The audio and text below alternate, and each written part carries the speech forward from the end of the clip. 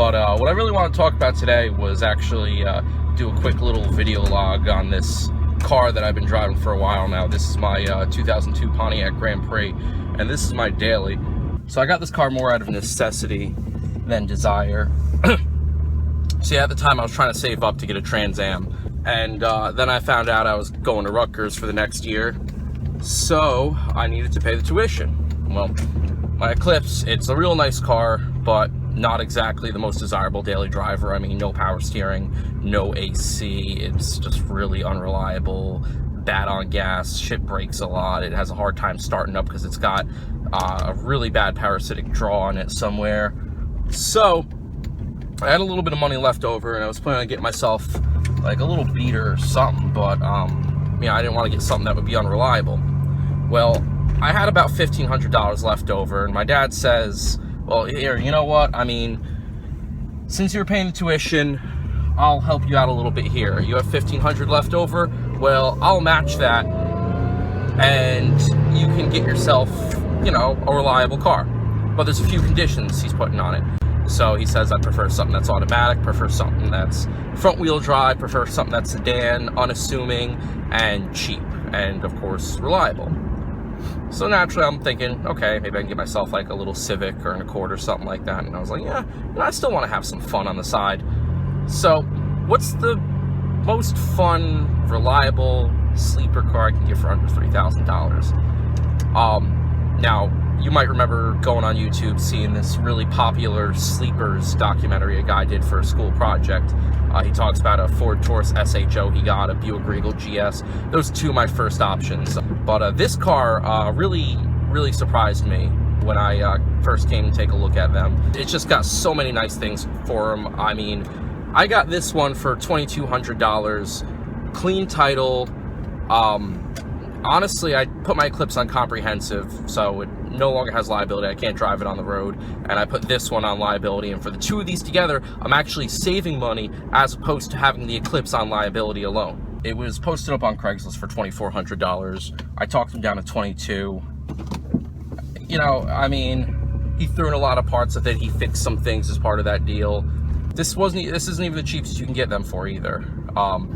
The Buick Regal GS, the supercharged Buick, same car as this, different dash, you know, different wheels, a couple other things, but same engine, same transmission, almost the same weight, all that stuff.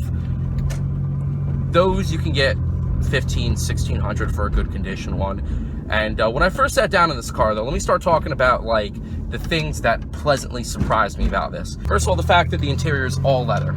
Front seats, the doors, back seat, leather wrapped steering wheel, pretty thick dashboard. I mean, no cracks in it anywhere. Unlike my Eclipse, you know, I mean, these dashboards all seem to be immaculate no matter how old they are.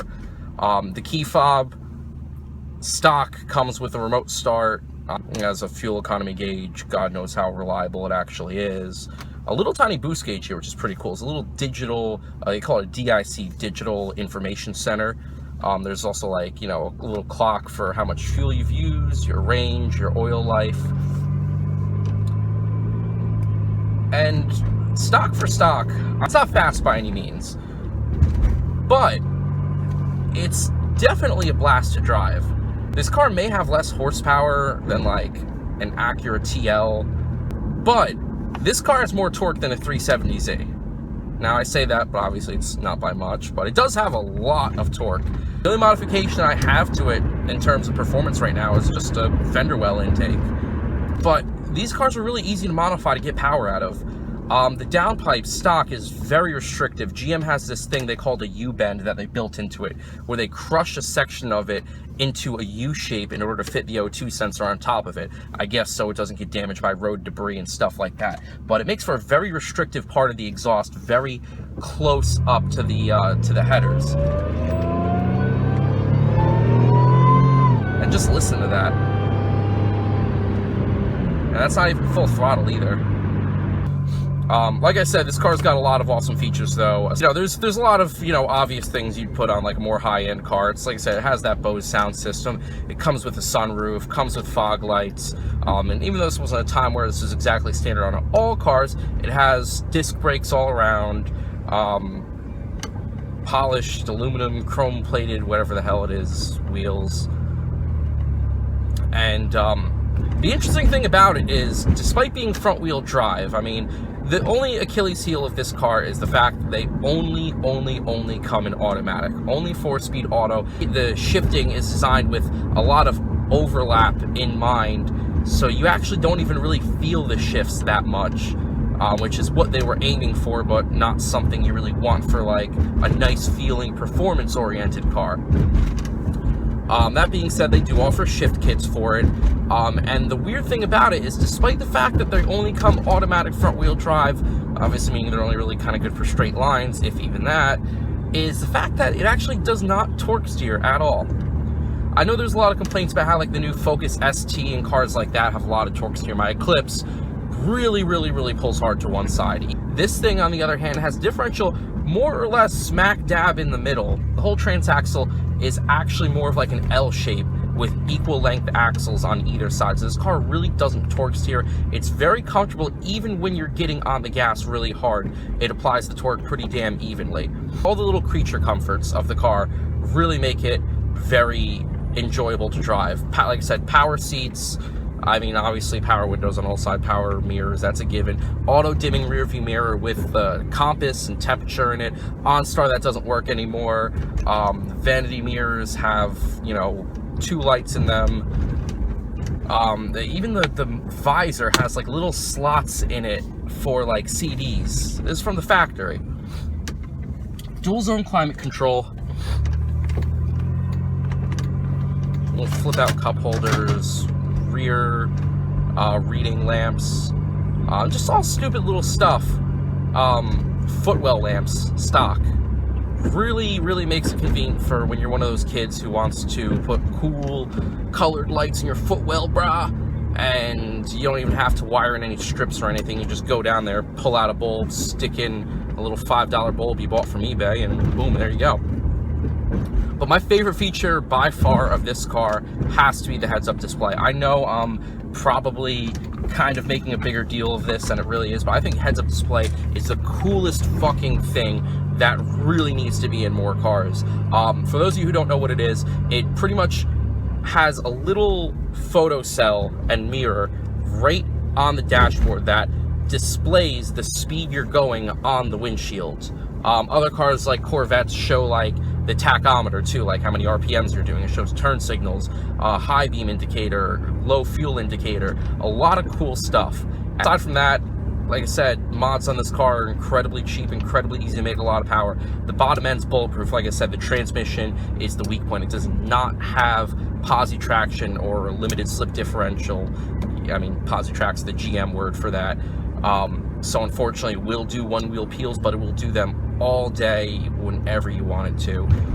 I have a 3.4-inch pulley ready to go on there. Pulleys, again, for this car, pretty damn cheap. You can get a press-on pulley for 60 bucks or a quick swap modular pulley system for about 100.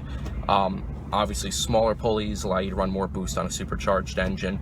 You can get a downpipe for about 100 bucks. You can make your own intake. I made mine for like 50. And all these things really wake the car up. And now, I will say, fuel economy on this car is pretty miserable. I'm sure a lot of you get worse out there, but right now, like if I flip to this, since my last fill up, I've gotten 17.6 miles per gallon. When I drive it hard, when I drive it in traffic, I've gotten around like high 15s, low to mid 16s. And I'm sure on the highway it will turn, you know, in the mid, you know, low to mid 20 range. But it is what it is. That's what you have to, that's the price you have to pay.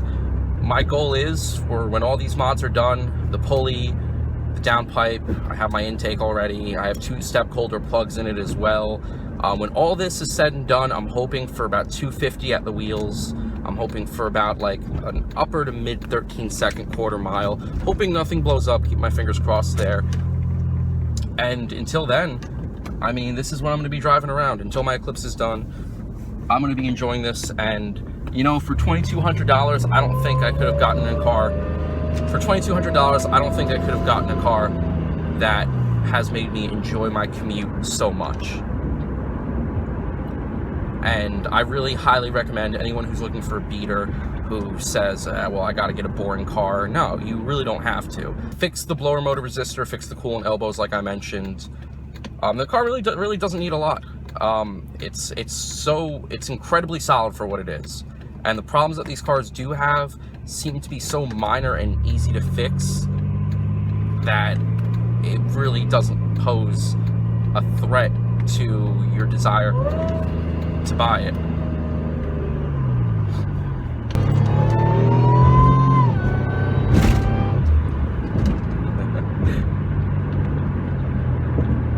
I'd say the closest one so far has been my buddy with a 2012 WRX. I think all he's got on it is a cold air intake and I think a resonator delete or something like that. It's a manual sedan, and it's a pretty damn quick car, but he took me most of the time, especially from a roll. There was one time where I got him from a dig. He messed up the launch pretty bad, but it is what it is. He had a car length from the launch anyway. So anyway, guys, that's pretty much my little review on this. Just something to bear in mind. If you're looking for another nice daily or something, help us out, keep the W body community alive. Get one of these, tastefully modify it. Don't be like, yeah, man, I got a supercharged V6, bro. I got fast shit in the back, bro. Because it's not. It really isn't.